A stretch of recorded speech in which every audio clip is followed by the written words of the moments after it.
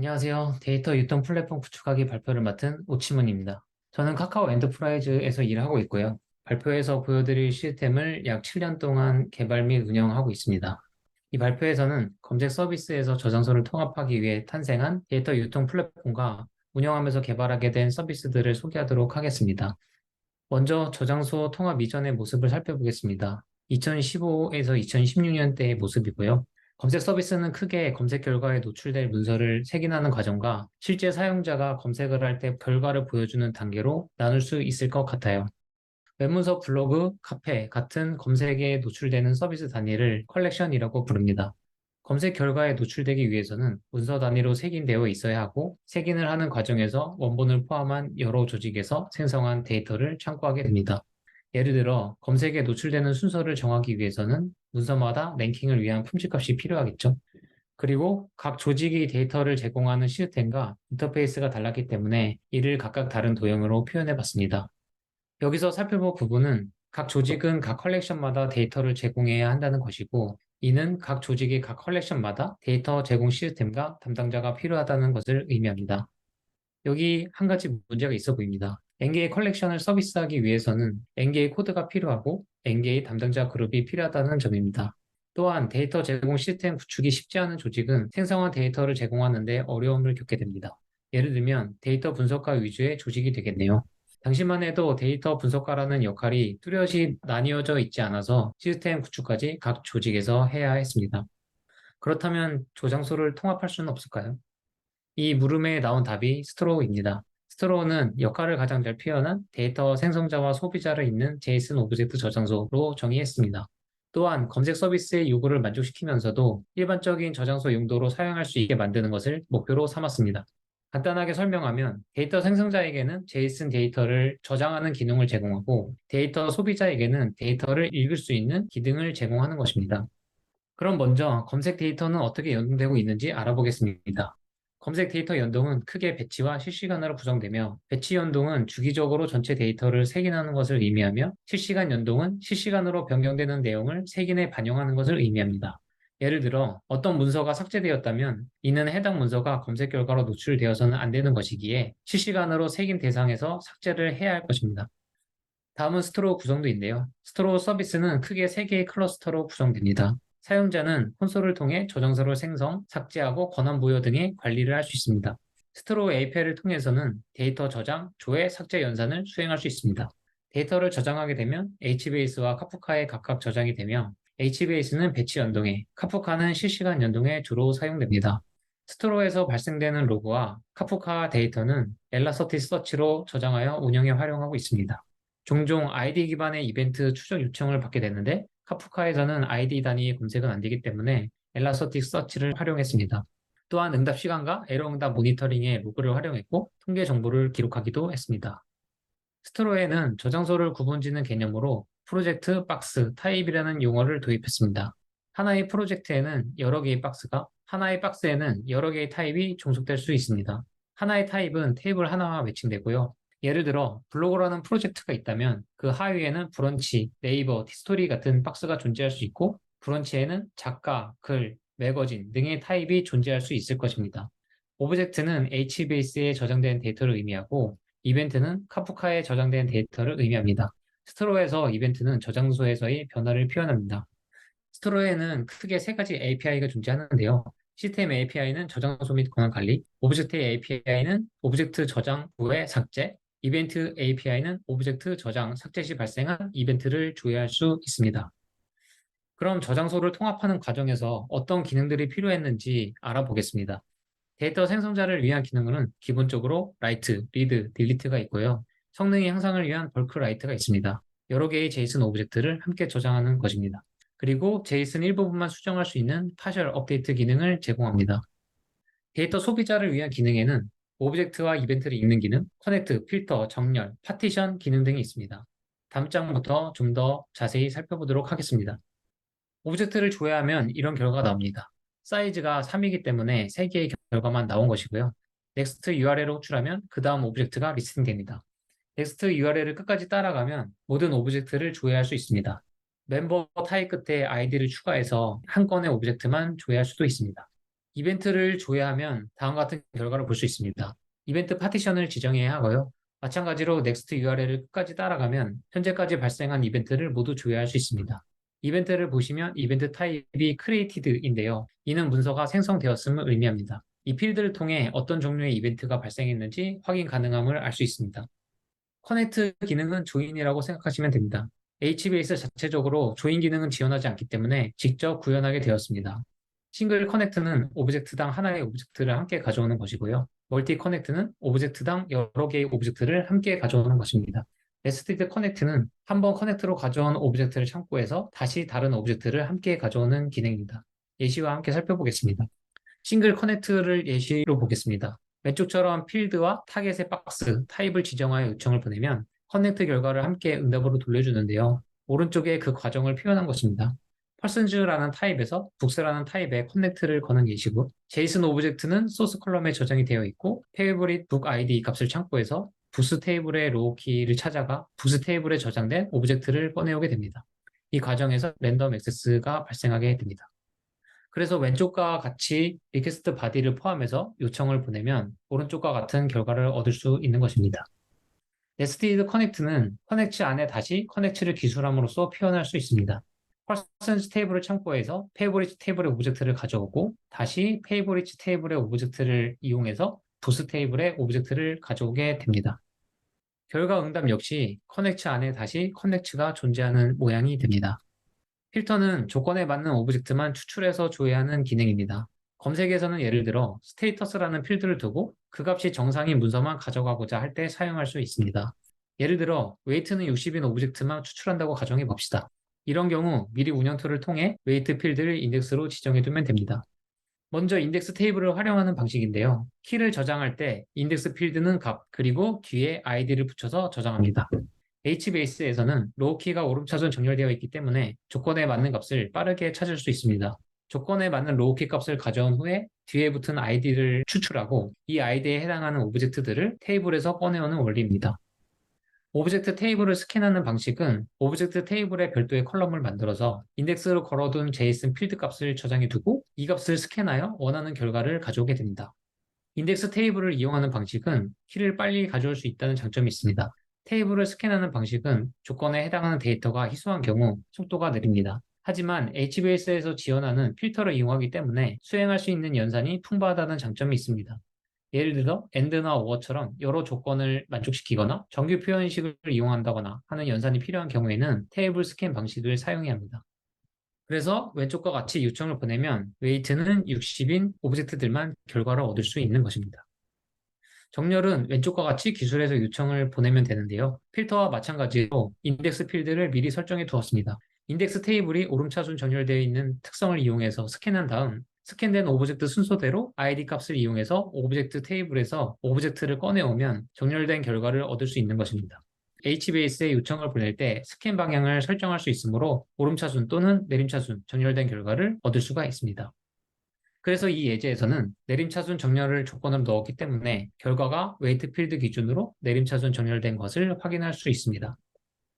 파티션은 병렬로 수집하는 데 도움을 주는 기능입니다. 아까 위에서 보여드린 대로 넥스트 URL을 계속 따라가서 데이터를 수집해도 되지만 이를 10개로 쪼개서 수집하면 더 빠르게 수집할 수 있을 것입니다. 오브젝트, 이벤트 모두 파티션 정보를 제공합니다. 먼저 오브젝트 파티션부터 살펴보겠습니다. 오브젝트 파티션은 키 전략을 어떻게 가져가느냐에 따라 제공하는 기능의 차이가 있습니다. 먼저 키 전략이 노멀인 경우에는 로우 키 값을 오브젝트의 ID 그대로 사용해서 저장합니다.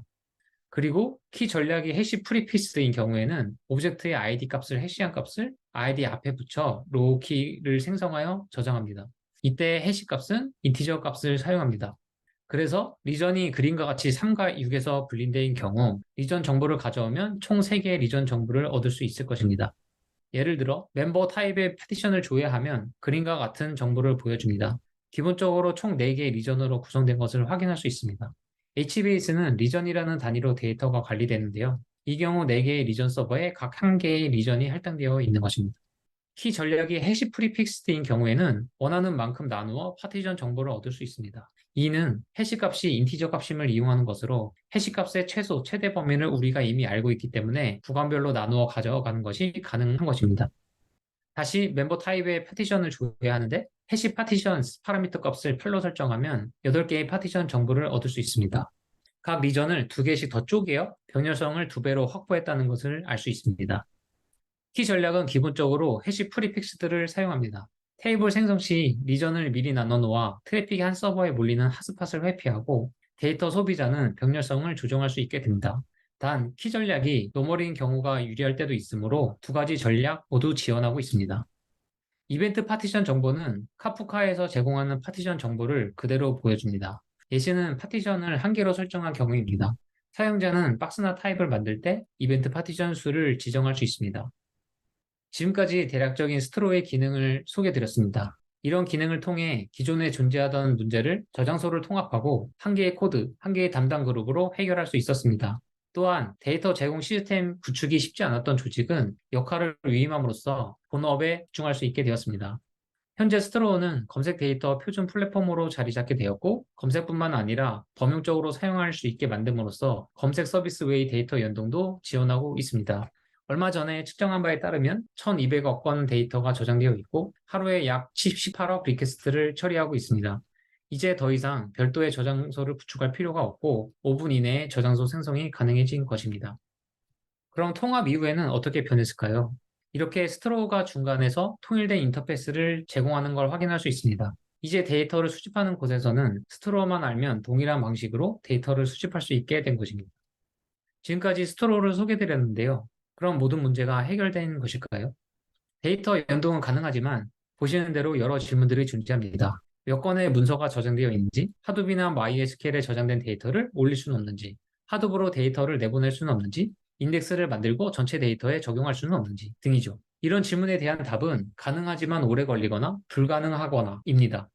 문서를 카운팅하는 것을 예로 생각해 보면 오브젝트를 끝까지 조회하면 가능하지만 오브젝트가 아주 많은 경우에는 적절한 해결법이 될 수 없을 것입니다. 너무 오래 걸리니까요. 이런 질문에 대한 답이 스트로 CLI입니다. 오브젝트 수를 세는 카운트, HBase 테이블로 올리는 로드, 하둡으로 내려주는 익스포트, 인덱스를 추가한 경우 모든 데이터에 적용하는 인덱스 리빌드 등의 기능을 지원합니다. 예를 들어 오브젝트 수를 세는 경우에는 예시와 같이 실행하고 결과를 직접 확인할 수 있습니다. 물론 사용자가 CLI를 직접 이용해도 되지만 작업이 오래 걸리거나 주기적으로 실행해야 하는 경우에는 사용자를 성가시게 합니다. 작업 결과를 기다리거나 다른 서버에서 돌아가도록 해두는 등의 노력이 추가로 필요하니까요. 이를 해결하기 위해 스트로우 딜리버리라는 도구를 만들었습니다. 쉽게 말해 웹에서 스트로우 CLI를 실행하게 하는 것입니다. 사용자가 웹에서 작업에 필요한 정보를 넣어주면 에어플로우를 이용해서 만든 스트로우 플로우로 요청을 보내 스트로우 CLI를 실행하게 되는 구조입니다. 스트로우 플로우가 요청을 받으면 덱을 동적으로 생성해서 요청된 작업을 처리하게 됩니다. 이제 더 이상 사용자는 로컬에서 실행 후 기다리지 않아도 되고 주기적으로 실행하기 위해 노력할 필요도 없어졌습니다. 운영하면서 부딪혔던 또 하나의 문제는 클러스터 구성을 쉽게 하기였습니다. 스트로우 CLI를 사용하면 하둡, HBase 등의 컴포넌트가 필요합니다. 기존에는 클라우데라 매니저를 사용했으나 라이선스 비용 문제가 생겨서 대체제를 찾아야 했습니다. 적당한 후보군을 찾지 못한 우리는 프로타이핑을 해보고 직접 만들기로 해봤습니다. 그래서 탄생한 것이 바리스타입니다. 장명에 대해 잠시 말씀드리면 스트로우를 시작으로 우리는 카페를 모티브로 삼게 되었습니다. 그래서 클러스터들은 마시는 음료 이름으로 이번 제품은 바리스타로 장명하게 되었습니다.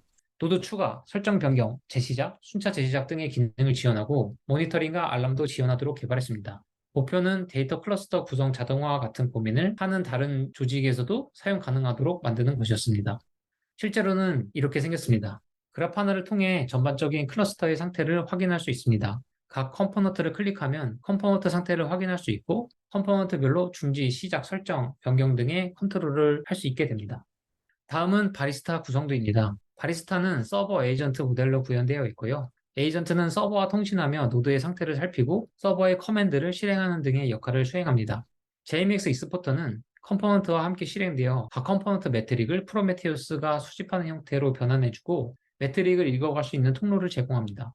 노드 익스포터는 서버의 CPU, 디스크, 메모리 사용량 등의 자원 매트릭을 제공합니다. JMX 익스포터와 노드 익스포터를 통해 프로메테우스가 매트릭을 수집하면 그래파나로 모니터링 매트릭을 선택할 수 있습니다. 바리스타 서버는 모니터링 항목에 이상이 발생한 경우 담당자에게 알람을 보내도록 되어 있는데요. 이때 사용하는 와치타워는 사내에서 사용 중인 알람용 도구입니다.